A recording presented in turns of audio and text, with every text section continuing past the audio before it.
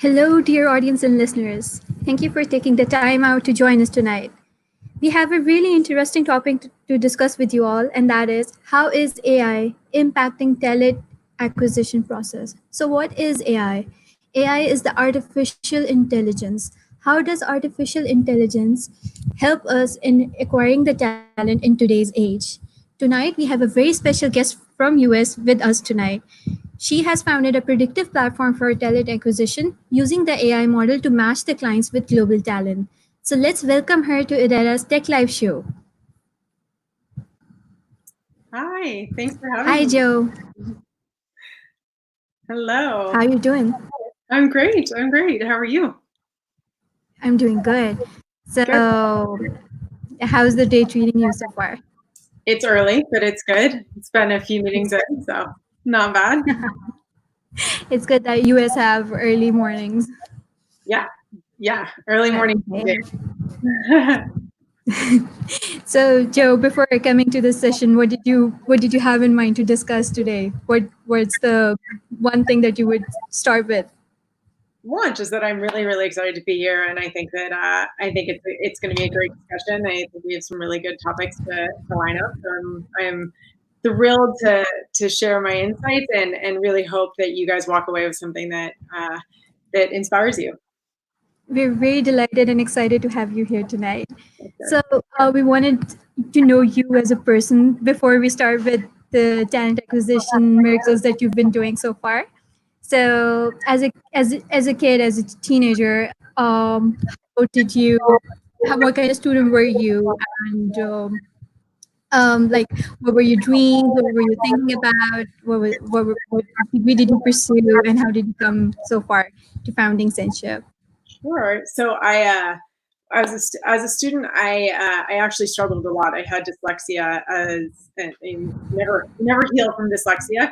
But at the time, I really struggled to do basic things like reading, memorization, and things that the other kids in my school excelled at. What I've learned now as I'm older is that's been one of the greatest gifts I have as an entrepreneur. That the you know the numbers are pretty shocking when you look at what what are the actual percentages of those of entrepreneurs that have dyslexia, and especially the leading entrepreneurs. And so as I've gotten older, I'm really happy about that. But when I was younger, I really struggled, and I had to learn those, and it was excruciatingly hard. And it wasn't as popular talked about. So I was told I was not smart, or didn't have the same abilities, or I was teased in school. God forbid I had to read out loud. That was very scary for me. And so, you know, I overcame it after time, and I think that really excited me. I then went on as I went into high school and really applied those learnings to school and did really well through high school. I became also a great athlete, and that was something that really fueled me through high school and college, and every time in between. I thought I was going to do that for forever. And by the time I went to college, I had really established what I wanted to do. When I was a little girl, I had a dream that I wanted to, as crazy as it sounds, be an assassin. My parents were extremely worried about me. I have a slogan: when other girls wanted to be a ballerina, I wanted to be an assassin. And so I, will say that is really true. My parents kind of figured out, okay, how do we help this kid develop? And sure enough, as I went into college, I really wanted to study foreign affairs, and I really wanted to study that more. So I became a better student as I overcame my own challenges, but then I also became a better student as I applied them. Oh, wow. So, about your dream about becoming an assassin, how far did you go along with that? Well, I was actually recruited to the FBI right out of college, so I went to go work for them. I was in the international training unit and absolutely loved what I did. I trained police in the Middle East and Africa, but I hated the bureaucratic structure, and I think that was really difficult for me. Especially being an athlete, I was very motivated on merit. I was very motivated on performance, and in the bureau, it isn't that way. It's time structure, right? So the day I was hired, they told me every single day I'd be promoted for the next 25 years, and the day I had to retire. And that was really hard for me. I was like, how do I make this go faster? Or how do I, how do I jump a stage? And it just doesn't work that way. And so, after about a year and a half, that led me down the path of becoming an entrepreneur. And that was my last job. I've built companies ever since. So was Censia your first company? No, Censia is my fourth company. Okay. Company, I imagine it's, that at this stage, it's probably like when a parent has their fourth child and they've learned all the lessons from the other kids. I've learned a lot of lessons over the years. I've had in my other three companies, I sold two and I took one public. And so the journeys have been a really interesting one.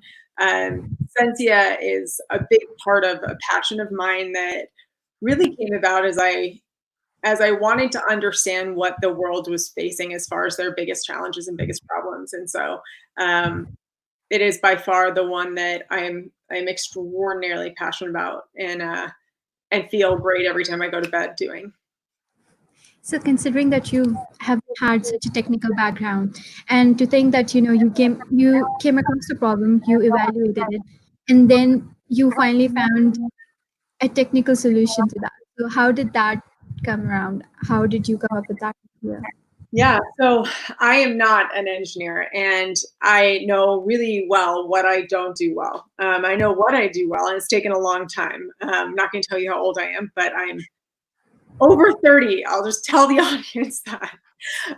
And so it's taken me a long time to understand that piece of what do I love and what am I good at and what am I really not good at that I need to find people that are great at. And so, Censia actually came about as I traveled around the world. I traveled to over 100 countries and I sought out the most executives I could find. It didn't matter, business owner of a restaurant or a leader of a multinational corporation or even prime ministers or presidents. And I sought people out and I asked them a couple questions. One, what is your greatest asset? What is your biggest challenge? And what are you afraid of? And the answer across 100 countries, thousands of people, the answer kind of stayed consistent. The answer was talent. Their biggest asset was their people. Their biggest challenge was finding skills and finding talent skilled enough for the future. And their biggest fear was if they couldn't find that talent and those skills, they would not be able to maybe survive for the future. And that got me extraordinarily passionate. And it led me down to understanding more and more of the nuances of talent technologies and the ways that those have been built historically. And so I had a big dream of how can we build a platform that eliminates a lot of the practices that exist today, where when you're looking to hire people, it's keyword search based. So you have to type in manual keywords. And that requires a recruiter or a hiring manager or an individual to think about what are the ways that they would describe what capable looks like or qualified. And it naturally inserts an enormous amount of bias, conscious, unconscious bias, but bias gets inserted because human beings are describing what they think is great or qualified. And what we learned was that the keyword, the way that that talent technology has been built based on keywords is actually causing quite a lot of talent to be discriminated against. And today, you look at the numbers, it's over 3 billion people around the world that are discriminated against for jobs because they don't necessarily say their skills or present themselves correctly. And so we built Censia as a way of how can we help organizations and enterprises identify the best talent in the world while also eliminating a lot of the bias that goes into that and creating multidimensional search. So looking at people in a much more complex way than just looking at keywords, but predicting who they should hire. So you have developed the AI model for the talent acquisition part. What features do you use to identify the candidate as a suitable one for the job that's on the job that is getting searched for? Yeah, so we when we work with a company, we typically are going to integrate into what's called an applicant tracking system, and that's where they store all of their open jobs. We will naturally see all of those open jobs, and Censia will predict candidates across every source. So Censia actually has built what is today one of the largest, if not the largest, people data platforms in the world. We have over 500 million people on our platform. And we're aggregating data on a continuous basis on those individuals so that we can build, one, clean that data, build an understanding on that data, and also be able to model top performers correctly and model the right match to companies. So when a company joins into the organization, we're going to predict candidates into an open job that are passive, that are not looking, but are highly qualified. That's typically what a recruiter might go to LinkedIn for, or maybe they're going to go and look for a resume database. But instead, we predict that. We also are going to rank all inbound applicants. So as people are applying to the organization, we're going to rank those candidates. And we do that in a very efficient and very fair way. We've come back. We've been the OFCCP, which is a big regulatory body on how we evaluate candidates and make sure that we evaluate correctly, or that all recruiters do, has come back and certified that Censia actually improved regulatory standards for the OFCCP over human, which is great. So we rank those inbound. We also are going to do what's called candidate rediscovery. We're rediscovering anyone who applied in the past that's sitting in this black hole. We've all talked about the black hole of job applicants. And right now, that's just this wealth of data to the enterprise, and Censia unlocks that and matches those candidates to jobs that they qualify for. And then lastly, internal mobility, really making sure that as the employees themselves are in a job in a company, making sure they're not forgotten when a new opportunity shows up for them. And so it's passive, active, rediscovered, and internal, and we predict all of those into pipelines across every role. So what particular attributes of those employees look into through the model that Censia uses? The attributes are actually, we go, so you guys all probably know Spotify, you probably know Trulia or Zillow. Those are great examples of multidimensional platforms. Trulia took real estate search from 2 bedrooms, 2 bathrooms into creating much more intelligent insights and derivatives that allowed people to search for homes based on things that were important to them. Things like crime rates or school districts, town walkability scores. Censia is very similar. That's very similar to what Spotify did with music. They went from genre and artist into this much more multidimensional, insight-driven recommendation engine. Censia does the same. So we look at an individual's skills, but we also look how that ties to their companies, to their titles, to their career progression, and allows us to uncover things that are the insights and derivatives that are really relevant to an organization around somebody's career trajectory, their performance against their peers, diversity, loyalty, their experiences in a category, their ability to be promoted. So all these things that are really, because we have so much data, allow us to make those models. So, for example, there is a candidate from the MESA region and there's a candidate from the US. How does that get a differentiation? So, for example, I'm sure that the offer is different for both of them. So, what process does the AI model follow for the 2 candidates that are pretty similar but from different regions? Yeah, I mean, I think it always depends on what a company's looking for. So if a company is looking for a candidate who's in one region versus another, or if they say, we don't care about what region, we're looking for someone who's the most capable and qualified, the model will rank those. If they're identical people, they're gonna match them the same. Because one thing that Censia does is we have built in the back end of our engine, we've clustered all relevant titles, all relevant skills, we've clustered all relevant seniority. And what that means is that when a candidate has maybe missing certain data in their profiles, let's say I'll give you a good example. Women put 40% less skills on their resumes than men, on their resumes and profiles. Now, if you're a keyword search-based system, you're going to see a lot less women just by the natural effect that they haven't put in all those skills inside their profiles, even though they have those skills.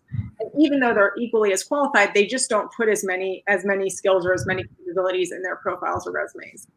And so Censia actually, because we've done this clustering work, is able to infer when a candidate, what other skills a candidate has when they maybe didn't mention them, because we can see and understand their peers. When a company comes into the platform, they also get to tell us what's important to them. What I really love watching is how many times ask a hiring manager behind a table, tell me what you think is important. And they'll tell me things like, I want someone who's got grit and a go-getter and ability to learn, and they have loyalty. I'm like, okay, now explain that in recruiting lingo. And they go, well, I want someone who has, worked at Google and they went to Harvard, and I'm like, oh, because those things equal the other things. And the reality is they don't necessarily always match up that way. And so what happens in the system is it's all happening in real time instantly. And what the system allows you to do is model people.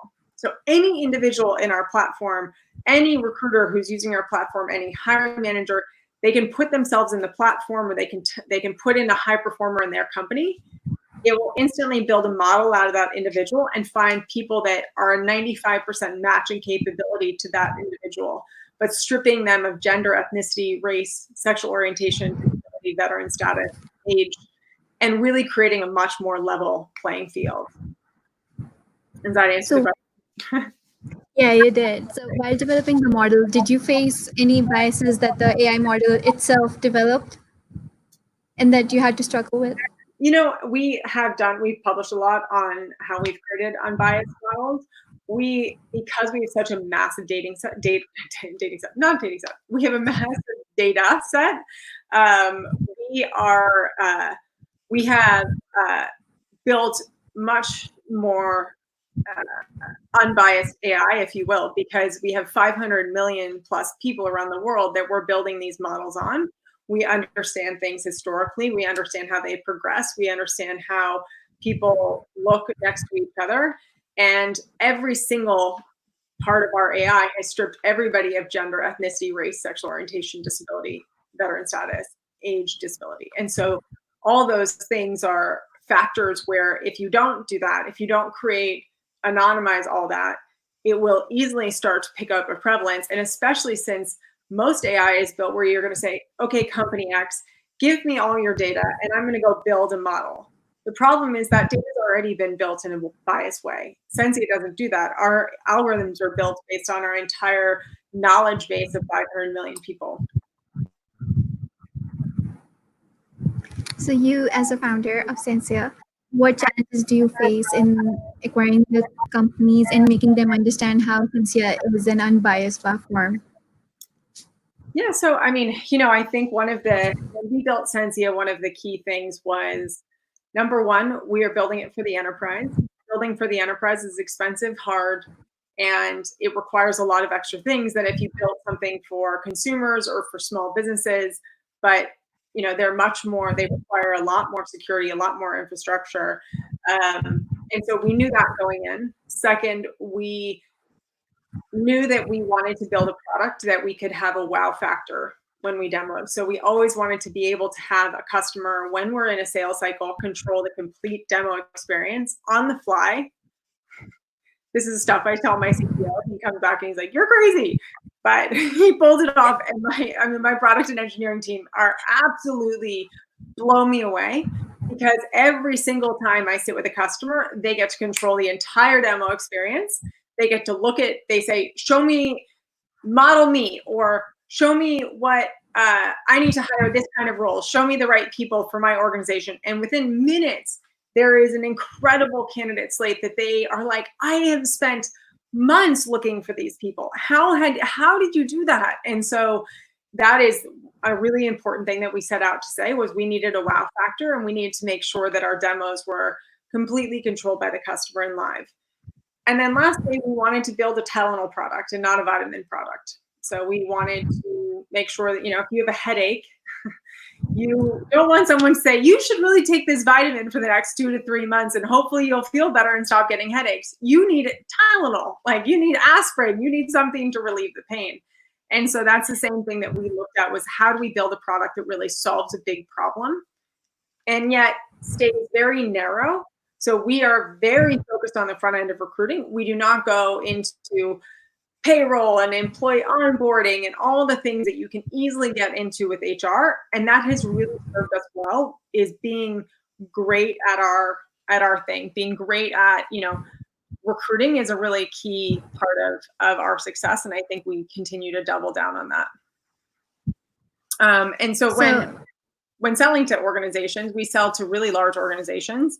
And I think that the big differentiator is, number one, we are able to save them so much money. It's a no-brainer. So offer both hard cost of what they spend in job boards or networks or agencies, but also we are able to show that value so quickly that it allows us to have a much faster sales cycle. We have incredible partners. We're partners with very large organizations, including SAP is an amazing partner for us. We're one of their platinum partners, and I think that leads us to having just a really great experience for the customers together. I think SAP SuccessFactors is an amazing platform that, as a HR software, we are really able to extend and enhance the capabilities of their recruiting suite. So by what the cost reduce when they use Censia? No, that depends on the organization. I mean, we sell to companies that typically have 10,000 employees and above, so they're spending a lot of money. I have a customer that I'm bringing on right now, and 35,000 person organization, and we're saving them, just hard cost alone, we're saving them $35 million that just they get to replace. They don't have to spend it anymore. They don't have to spend it next year. And especially at this time in the world, it's really critical to be able to say, how can we replace some of the hard costs that you're looking at with AI and automation? And I think that's an exciting time for all of us. But then there's also organizations that we're saving, a couple $100,000 or $300,000. Those are also great. And those are maybe going to be smaller organizations, but they're spending a lot of money on agencies, are spending a lot of money looking at, oh my God, we need more people. We can't handle the inbound. We can't handle sourcing and screening candidates, which is really what Censia automates. So considering that this is the future of talent acquisition, this is how it's going to be in the future. I'm pretty sure a lot of companies are going to be using either Censia or something really similar to that. So considering that people from around the world who are either candidates who are going to be employees very soon, what should go into their profile that would make them selected by the Censia's model? Yeah, I think that's a great question, and a really important one for people to be thinking about. I think one of the big things when looking for a job or wanting to build a career is, and I give this advice a lot, don't be a generalist.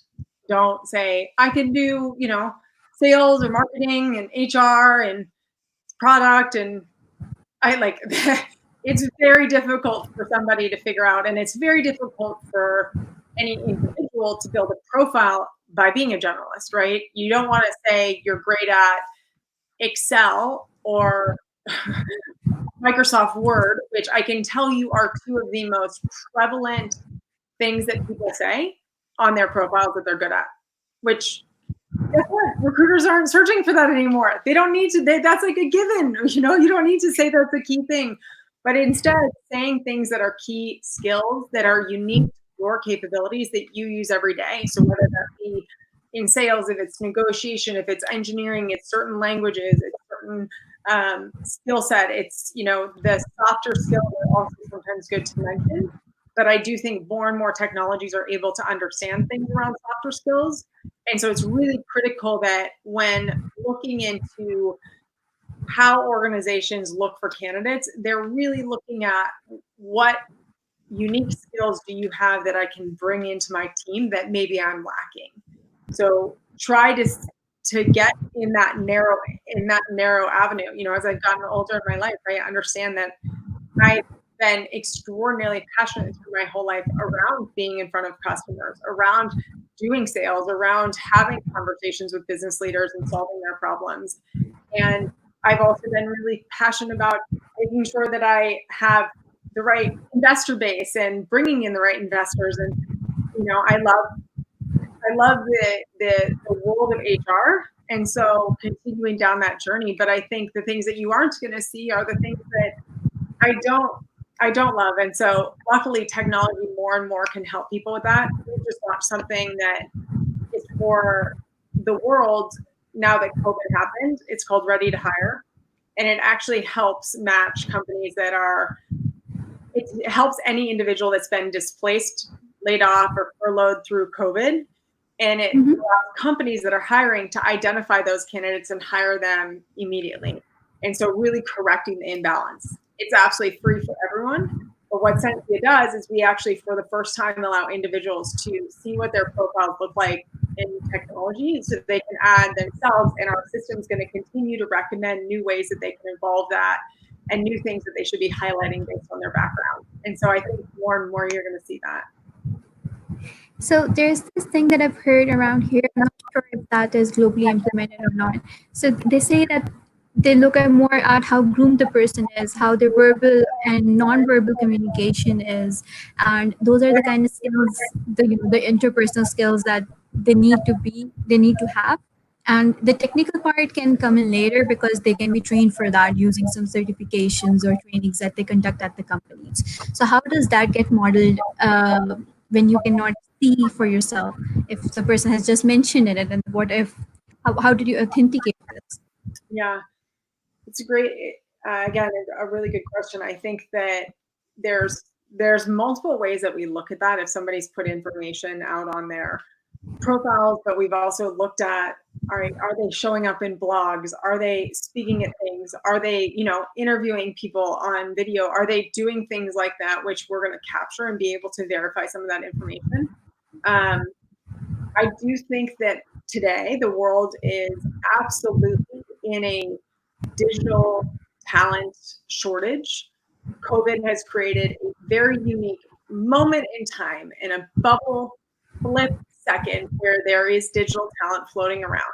It's not going to be for very long, but it has created a number of companies have had to downside due to the situation, and it's allowing digital talent to be floating around. But if you ask any CEO or if you ask any talent leader, their biggest fear and their biggest talent shortage is around digital talent, skilled digital talent. And that means it could be engineers to product managers to digital sales to digital marketing. I think you're absolutely right, especially now that we're all working from home and we are doing things differently, that the ability to present and the ability to have a conversation with people is going to be more and more important to do that over digital mediums. And so I do think that companies are going to interview people much faster, and they're going to do that in a medium just like this. And so being able to be good and practicing those skills are key. I used to say that a lot. I can teach anybody how to be great at, sales, or I can teach anybody to be great at, marketing or whatnot. But I cannot teach people to have a great personality, or I cannot teach people to care about their customers. I cannot teach people the things that are intrinsic in us. And I think that's, again, why I think it's so important that you figure out what you really love and then go all in on that and continue to develop those skills. So as a candidate, since it's established that your soft skills and your interpersonal skills are not either equally or more important than your technical skills. So how should we frame that around in the profile that we make, whether it's a resume or a CV or LinkedIn profiles? What keywords or what should be the basic things, at least, that every profile should have? Yeah, I think it's always good to have, I think it's really good to have recommendations. I think it's really good to have people validating that you have these and talking about those capabilities. I also think that if you've been told that by managers, you should be showcasing that. So especially if a person's been recognized as a leader or as an employee of a team, or if they've been recognized as an award or they've spoken in something, make sure those things are in profiles.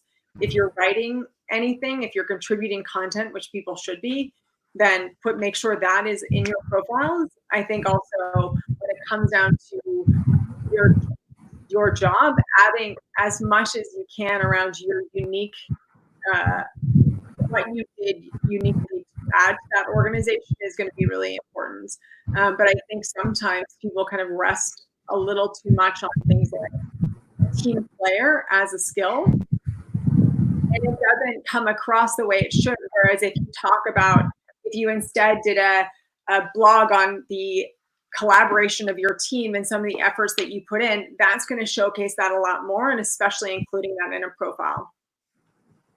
Yeah, that makes a lot of sense. So it's more about building the portfolio in which there are appropriate links, appropriate go-to places where it's showcased properly, right? Yeah, and also it's showcased properly in the resume. As I said, it's making sure that you have in your profiles, have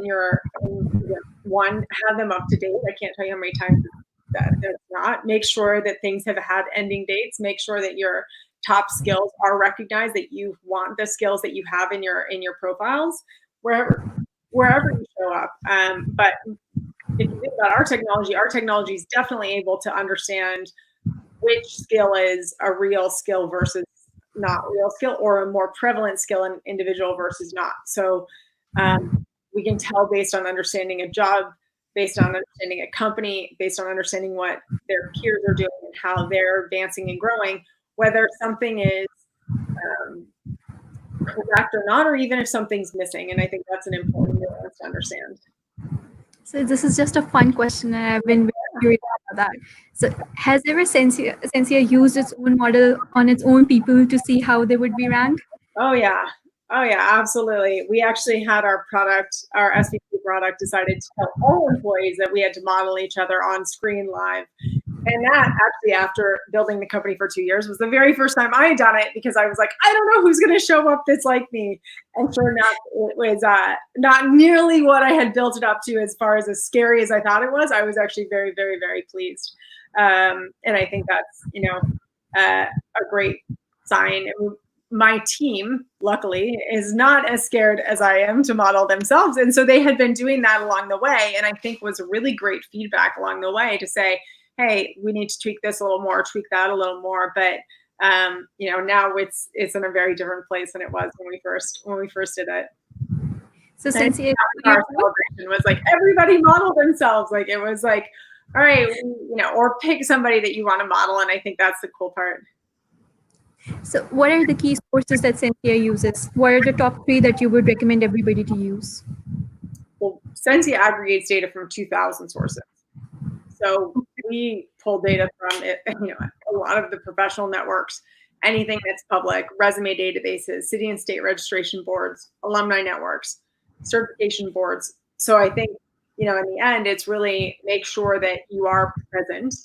Having no profile is not going to do a lot of good. I am a big advocate of using some of the mainstream ones, whether that be GitHub, Stack Overflow, LinkedIn. Find some that you really enjoy that you like to contribute to. So you, as a founder, what are some personal struggles that you come across as a CEO? Today or from the beginning? Well, let's start from the beginning, and then we can talk about today's challenges, because they're very different from the way that they used to be. Yeah, I think being a founder is always challenging, just because you have lots of unknowns. You've got to it's all risk and very little knowledge of what for sure is going to happen in the future. And so I've made I would say my biggest learning through all of it is that the greatest indicator of success is alignment. That if the organization is aligned, that they're going to be able to go forward. And I was a rower as an athlete, and I think about that all the time. There was water all around the boat, and I rowed in a boat with 8 girls and 1 coxswain. And if you've ever seen rowing, you know that all of it happens at the exact same moment in time. And if you took a laser across our oars, you would see that we all drop our oars at the exact same moment that we are. That the precision and the accuracy of rowing is incredible. But nobody's allowed to look outside the boat, and your oars are much longer than anything you can see in your peripheral. So how do we do it? And that energy and that movement, how do you do that with 8 people all at the exact same time? Especially when there's water everywhere, because you could go in any direction. You could say, I want to go this way, or I want to go that way, or this way. The coach is sitting there saying, we're all going to go this way. And that the way that boat is set up is so that each person has the right instructions to follow the other, but that it is completely aligned. And the second one person offsets that, you're going like this, and then one person hits it, well, the whole boat becomes unaligned, and nobody knows what they're doing, and nobody knows what they're going. And I think that's a great analogy for thinking about a company is you can always do anything. You can always have an excuse. You can always find a reason why something didn't work out. But if you're aligned in a vision and you're aligned in a goal, then that will equal success. That will naturally lead you to constantly find your way. Whereas misalignment is also the greatest indicator of failure. And so I think that in my experience, not I only have a little bit of, I don't have a lot, but in my experience, I think that is one of the biggest kind of challenges to look out for and address if that starts to happen. So especially during these times when all of a sudden you were asked to work from home and the lockdown happened. So how did you make sure that the alignment is still the way it is supposed to be, considering that there was a change in communication, there was physical distance, and a lot more? Right. I think my team has been incredibly creative at that, and I have to attribute it to them. I have an amazing team that come up with really great ideas to keep us connected and keep us aligned. We, as I mentioned, have taken a very deep approach in a segment. We do not go wide and kind of go all over the place. And because our product is as able to be seen and able to understand the value right away, it allows us actually to have a much more aligned organization when it comes to kind of that vision creep or promise creep. We have a really big policy where anything we do, we really work really hard to never overpromise and underdeliver. It's instead, we always want to underpromise and overdeliver for our customers. And so I think that is a really important thing to be thinking about. But our team in this situation has actually gotten much closer. It's a lot of people are on phones a lot more, and a lot more time dedicated to that. But I think overall, our team is just really excited. We're really excited about the time that we're in, and especially right now that we've launched Ready to Hire, that we're seeing millions of people get helped into jobs, which is just really thrilling and encouraging for us. And it's something that I think the whole team is behind and feels great about. So there must be times when, as a person, everybody has the same lockdown experience. So some are extroverts, they like to socialize, and that's how their energy is driven. Yeah. So how do you overcome that? How do you make sure the team, I know you have to take the team as a whole, but how do you make sure that the people who are not so I think into socializing and those who are into it, how do you keep them together, their energies and everything? Right. It's tough, and I think it's really tough right now for everybody in that situation. I realize that it's more important than we probably ever know about getting outside, about getting exercise, and trying to, if there's a mountain nearby. I live in San Francisco, and I'm surrounded by pavement, and so our parks are getting smaller and smaller. And so sometimes going on a walk, I have a fantastic dog who is actually lying right next to me. And so we go on walks, and I think that's a really big thing. I also love the ocean, and I live in San Francisco, so I try and get to the ocean every now and then, and even just feel the refreshing part of that. But I know that in all over the world, we're all in lockdown, we're all in different situations.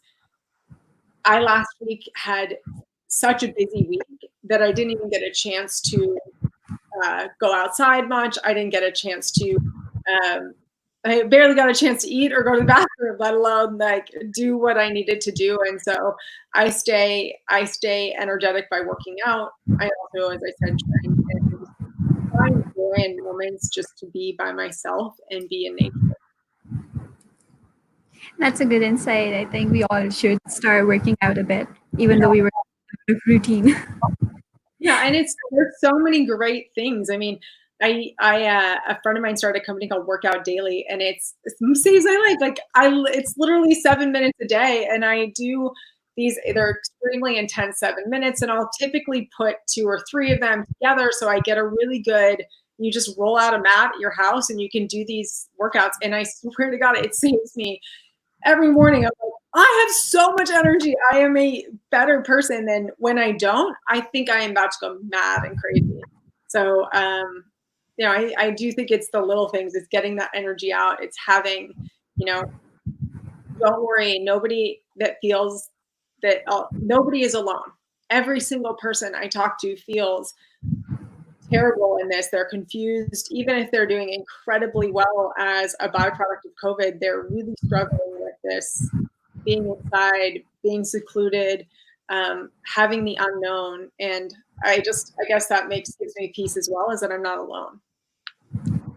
We have an interesting question for you from the audience. What made you want to be an assassin when you were 8 years old? When I was young, there was, I think I was much more exposed to maybe leaders that were doing things incorrectly. They were hurting people in other countries, and I wanted that to stop. And I think that as I grew up, I learned that family was an intelligence, but I think that was potentially a big part. It was, surrounding me. And I think I took so much national pride. I took so much pride to protect my family and protect the people I loved, that I didn't want there to be people out there that were bad. And I didn't understand why we had to have wars and over individual people that had crazy ideas. And so, I've learned a lot since then. I was 6, and so I didn't know much then. I had no real grounding for my decisions, but it was something that I was absolutely confident about, and especially that protective nature. So if like any 7-year-old would be listening to you right now, what would you tell them today through your experience? Oh, so much. I would tell them, do what you want to do and go after it, experience it all. But I would tell myself not to worry so much about the things that at 7 or 10 or 14 or 18 that I was so upset by, that I was so sure that life was based on, grade school popularity, or like the things that, there were definitely people I really didn't like in school, and they were the mean girls, and they were bullies, and they made me feel terrible. And I was people are like, you might have been a mean girl. I was not. I was a nerd, and I was fat, and I was like all these. I had no athletic ability at all, and people would tease me, and I was like, I thought it was just I didn't know. I thought that was going to be it all, and I now, looking back, have realized that had nothing. That was like my rite of passage to life. Nobody is as cool or as popular or not as popular or not as dorky or not those things as they think they are at that time. And so I try and tell this to every 10-year-old or 14-year-old, but like, whatever, it's really important. Do you think that is what enabled you to analyze a person and rank them and build their profiles and score them through your Censia model? I think I was very lucky that I was exposed to the things I was exposed to. I didn't go to an Ivy League school. I have not worked at a Fortune 500 company. I have dyslexia. I'm a female. I have a lot of things that, if you think about what are the top ways that candidates are searched for, the top ones are, do they have a Caucasian name? This is in the United States. Are they a male? Did they go to an Ivy League school, and did they work at a Fortune 500 company? And I don't have those things. I have one.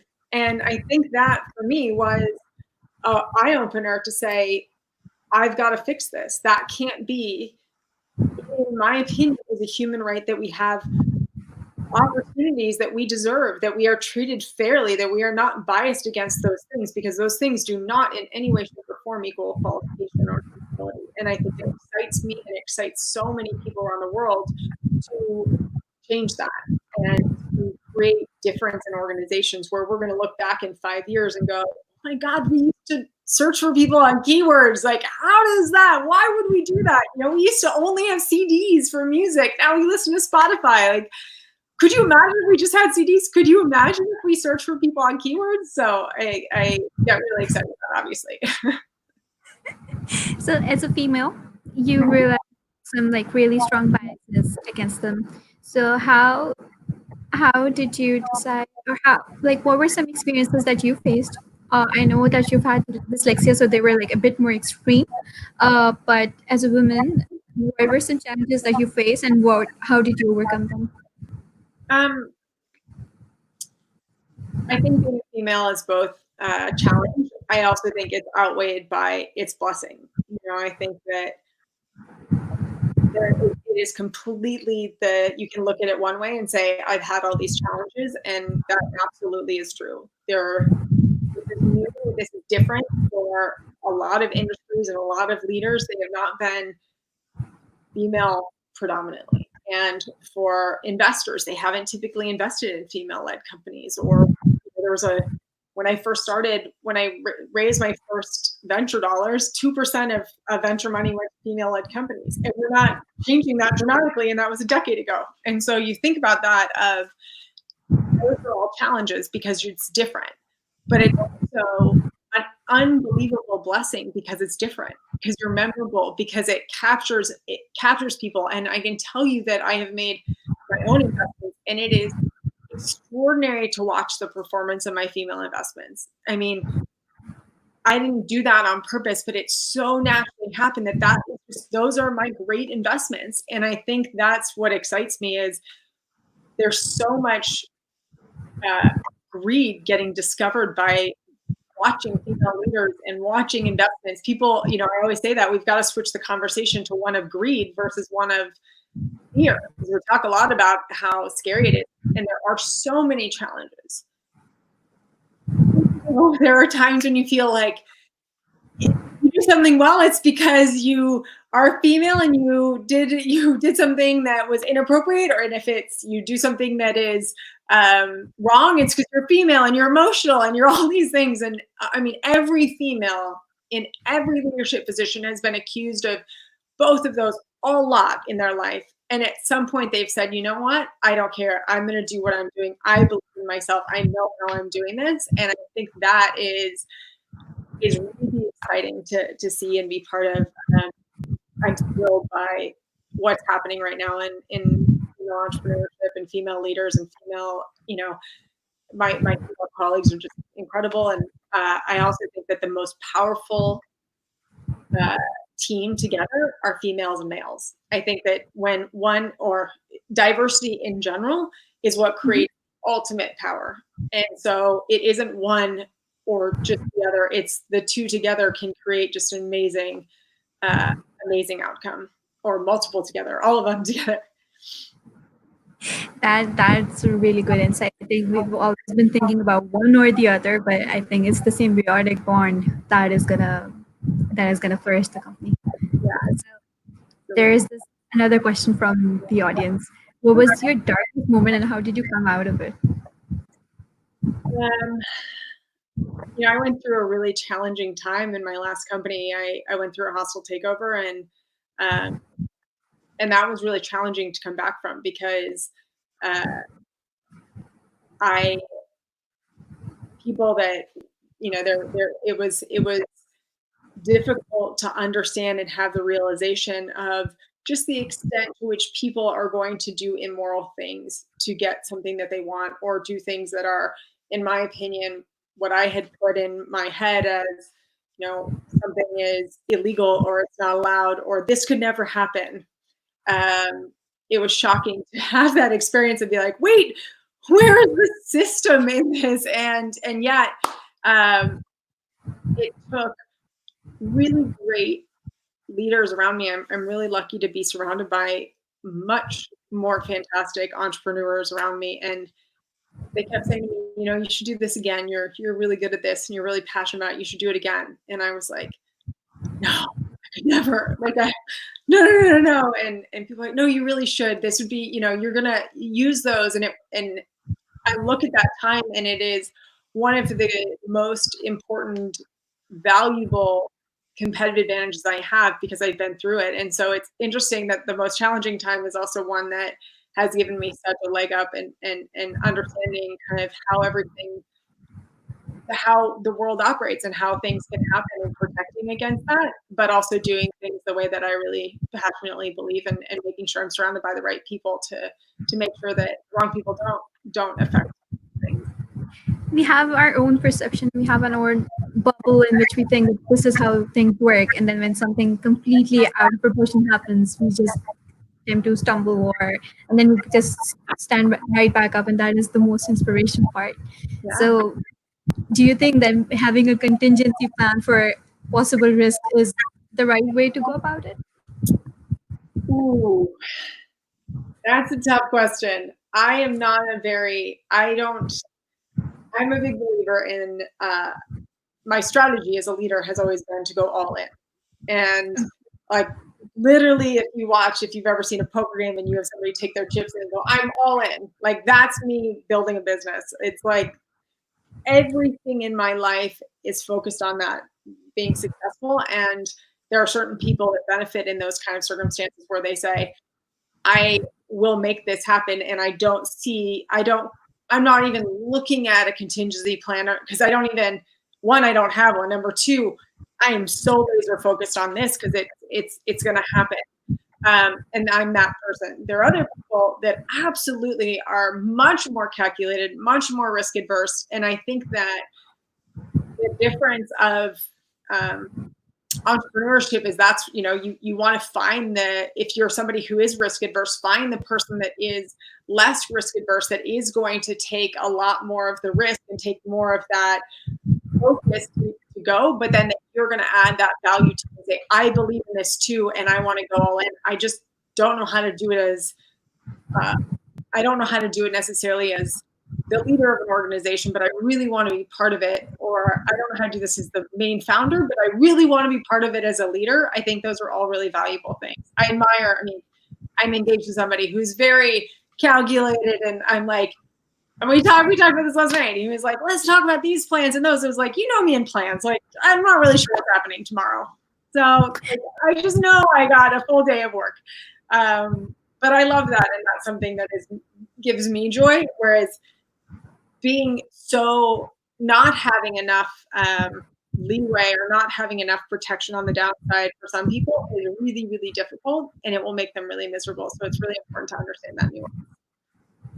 That was really, I don't know, I've never thought of it this way, so it was really interesting to know this.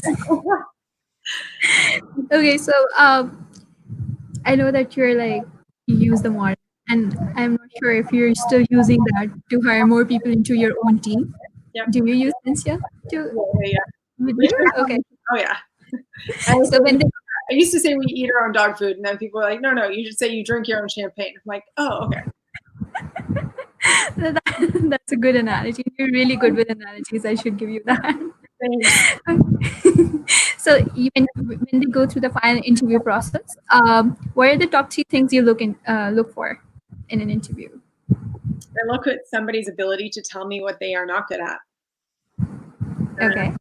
Because I normally start by telling them all the things I'm not good at and all the things that they're probably going to want to really get most frustrated by working with me. And I also tell them the things I'm really good at, but I have a lot more things I'm not good at than I'm good at. Luckily, I'm all in on the things I'm good at, and I surround myself around with people that are really good at the things I'm not good at. And so I look at that as saying, how well does that person understand the things that they're great capabilities and the things that are secondary or that they really are not good at. And I think that is something that I absolutely want to see if people know themselves well enough in that. And I think it's scary to admit things you're not good at. But I will tell you, as a leader, for me, it's really critical because I'm building a team, and I'm building a team of great, I want to know what are the great capabilities of our team, and how do we all meet, how do we make one whole? And if I don't know what are everyone's unique adds and unique differentiators, it's very hard to build that team correctly and really understand things. And so that's one. I also look at people, why are they joining Censia? What is it about what we do and our mission that gives them joy? And do they believe in what we believe in? And it's interesting because I went through a series of years where in my past where I didn't interview that way and I didn't ask those questions. And I would find the greatest people on the planet, and they worked at the greatest companies, and they were like, I could convince them to come from lots of incredible companies that were much bigger than mine.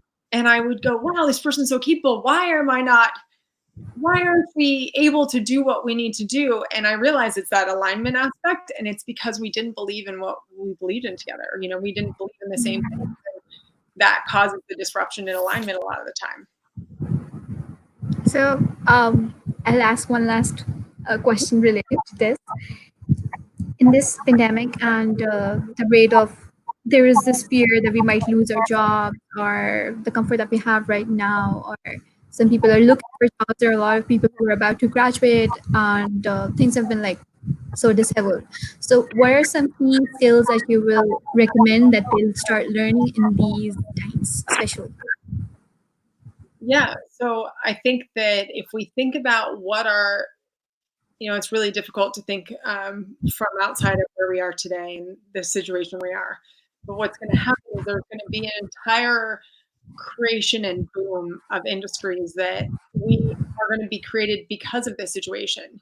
If you're thinking in the United States, supply chain, logistics, pharma, all are going to be built in the United States. What is it in a different country? And what things is that country saying, God, we didn't have this set up? Because they're going to understand that our situation now is going to happen again in the future, inevitably. It's happened before in the past. We weren't all alive for it, but it has happened in the past. And how do we protect today for making sure that that doesn't happen and that we protect the world? And how do we evolve? And what is going to be really exciting is all the businesses that come out of that. And I think that's where skills you want to think about are understanding the nuances of certain countries and certain requirements they're going to need, and then how can you add your value into those. Also, I can tell you, it's been really thrilling to me to see how many companies are hiring. We hear a lot in the news about companies that are downsizing. I can tell you there are so many companies hiring. There are so many people that need your skills, that need your talent, and it's so hard sometimes to think about change.